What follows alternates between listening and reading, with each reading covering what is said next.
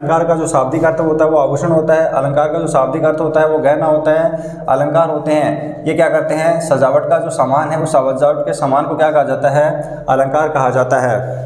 और ये क्या काम करते हैं, ये किसी भी नायिका की जो सौंदर्य है उस सौंदर्य में वृद्धि करने का कार्य करते हैं। दूसरे शब्दों में हम कह सकते हैं कि जो आभूषित करने का कार्य करते हैं, जो किसी के सौंदर्य में वृद्धि करने का कार्य करते हैं, उस सौंदर्य को बढ़ाने का कार्य करते हैं, तो उसे हम क्या कहते हैं, अलंकार कहते हैं।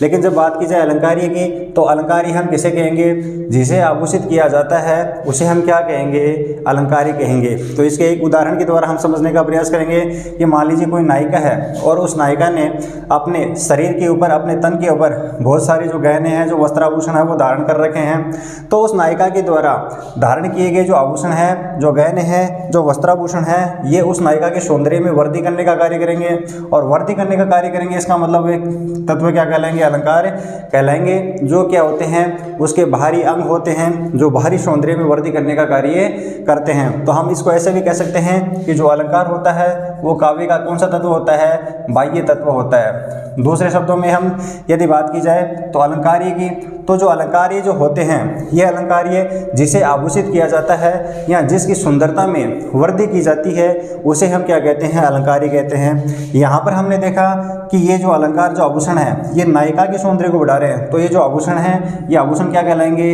अलंकार कहलाएंगे। और ये आभूषण किसके सौंदर्य में वृद्धि कर रहे हैं, तो ये आभूषण नायिका की सौंदर्य में वृद्धि कर रहे हैं। इसलिए ये जो नायिका है, ये नायिका यहाँ पर क्या कहलाएगी, अलंकार्य कहलाएगी।